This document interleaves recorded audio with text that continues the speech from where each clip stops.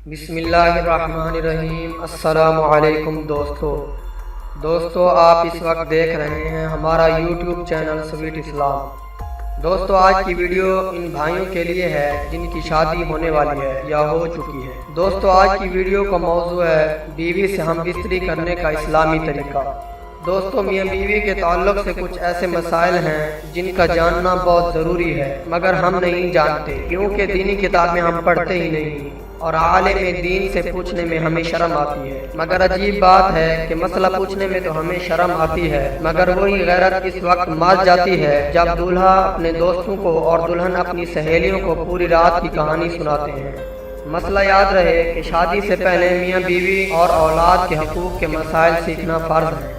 हज़रत सैयदना जुनैद बगदादी रहमतुल्लाह अलैह फरमाते हैं कि इंसान को जमा की ऐसी ज़रूरत है जैसे ग़िज़ा की, क्योंकि बीवी के लिए ये तहारत का सबब है। हवाला इहयाल उलूम जिल्द 2 सफ़ा 29। हदीस पाक में आता है कि जिस तरह हराम सोबत पर गुनाह है इसी तरह जायज़ सोबत पर नेकियां हैं। हवाला मुस्लिम जिल्द 1 सफ़ा 324। जब शोहर अपनी बीवी से हम्बिस्तरी का इरादा करे और बिलखुसूस शादी की पहली रात जिसे सुहाग रात भी कहते हैं या जब भी, तो शोहर को चाहिए कि इन आदाब और तरीक़ाकार के मुताबिक अमल करे, इंशाअल्लाह नेक साले औलाद पैदा हो। नमाज के बाद शोहर अपनी दुल्हन की पेशानी के थोड़े से बाल नरमी और मोहब्बत से पकड़े और ये दुआ पढ़े, अल्लाहुम्मा इन्नी अस्अलुका खैरहा व खैर मा जबलतहा अलैहि व अऊज़ु बिका मिन शर्रिहा व शर्रि मा जबलतहा अलैहि। तो नमाज और उस दुआ की बरकत से मियाँ बीवी के दरमियान मोहब्बत और उल्फत कायम होगी इंशाअल्लाह ताला। हवाला अबू दाऊद सफ़ा 293। और 10 मरतबा अल्लाहु अकबर पढ़े, फिर बोसो किनार यानी चूमना चाहे तो चूमे, फिर बिस्मिल्लाहिल अज़ीम अल्लाहु अकबर और सूरत इखलास 1 मरतबा पूरी पढ़े। हवाला खज़ीना रहमत सफ़ा 135। हम्बिस्तरी के चंद अहम मसाइल। नंबर 1, ख़ास जमा यानी हम्बिस्तरी के वक्त बात करना मकरूह है, इससे बच्चे के तोतले होने का खतरा है। नंबर 2, इसी तरह इस वक्त औरत की शर्मगाह की तरफ नज़र करने से भी बचना चाहिए कि बच्चे का अंधा होने का इम्कान है। नंबर 3, यूं ही बिल्कुल बरहना यानी नंगे भी हम्बिस्तरी ना करें, वरना इससे भी बच्चे के बेहया होने का अंदेशा है।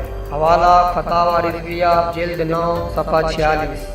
एक अहम टिप, कमरे में 0 पावर के बल्ब का एहतमाम ज़रूर करें और अगर कपड़े बिल्कुल उतार कर हम्बिस्तरी करना है तो एक बड़ी चादर दौरान हम्बिस्तरी अपने ऊपर ओढ़ ले ताकि पर्दा पोशी हो सके। बिल्कुल नंगे होकर हम्बिस्तरी करना गधा गधी की तरह जुफ्ती करना कहलाएगा, जो कि शरीयत के नज़दीक नापसंदीदा अमल है। नंबर 4, हम्बिस्तरी के वक्त बिस्मिल्लाह शरीफ पढ़ना सुन्नत है।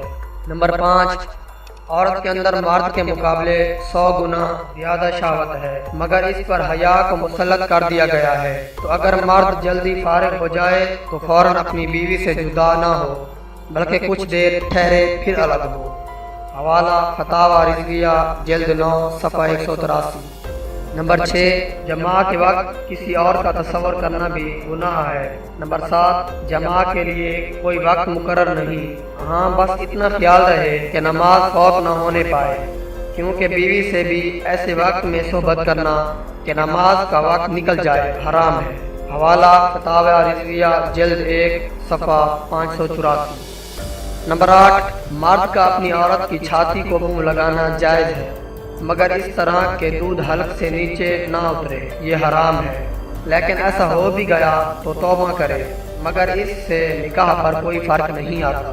नंबर 9, मर्द और औरत को एक दूसरे का सतर यानी शर्मगाह देखना और छूना जायज़ है, मगर हुक्म यही है कि मकाम मखसूस यानी शर्मगाह की तरफ ना देखा जाए कि इससे नसियान यानी हाफ़ज़ा कमज़ोर होने का मर्ज़ होता है और नज़र भी कमज़ोर हो जाती है।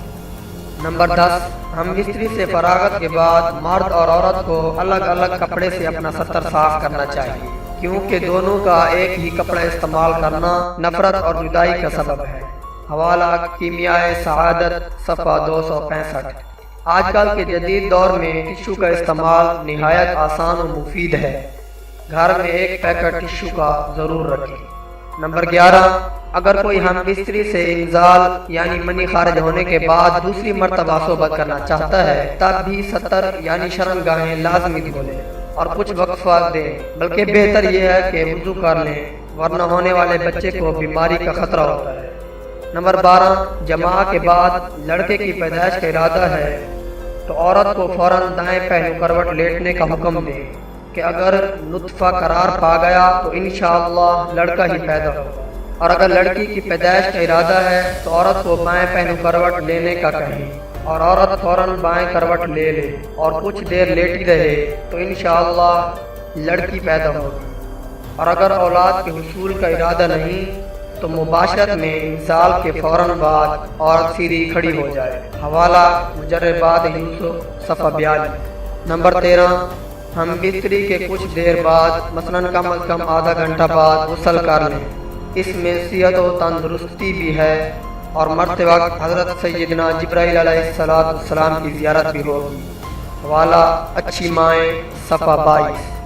نمبر 14، جماع کے فوراً بعد پانی پینا صحت کے لیے مفید نہیں، لہذا کچھ وقفے کے بعد پانی پی سکتے ہیں۔ حوالہ بستان العارفین صفحہ 138۔ نمبر 15، طبیب کہتے ہیں کہ ہفتے میں 2 بار سے زیادہ صحبت کرنا ہلاکت کا باعث ہے۔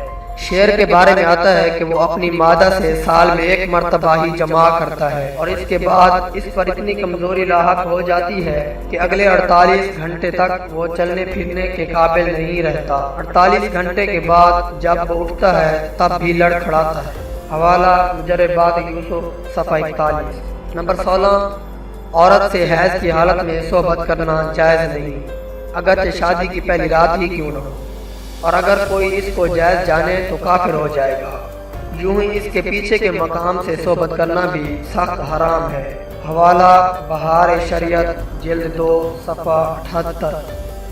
نمبر 17، مباشرت کے بعد حالت جنابت میں یعنی ناپاکی کی حالت میں اور حیض کی حالت میں عورت منحوس نہیں ہو جاتی، جیسا کہ بہت جگہ رواج ہے کہ کھانا پینا نہیں بنانے دیتے، برتنوں کو ہاتھ بھی نہیں لگانے دیتے۔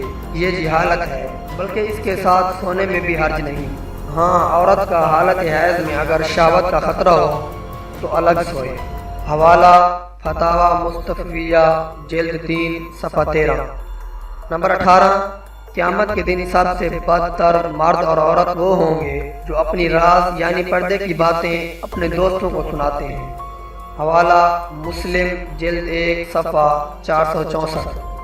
نمبر 19، عورت سے جدا رہنے کی مدت 4 مہینے ہے، اس سے زیادہ دور رہنا منع ہے۔ حوالہ تاریخ الخلفاء صفحہ 97۔ نمبر 20، جو بچہ سمجھدار ہو اس کے سامنے صحبت کرنا مکروہ ہے۔ حوالہ الملفوظ صفحہ 14۔ اللہ رب العزت سے دعا ہے کہ اللہ تبارک و تعالی ہمیں ان باتوں پر عمل کرنے کی توفیق عطا فرمائے۔ خدا حافظ۔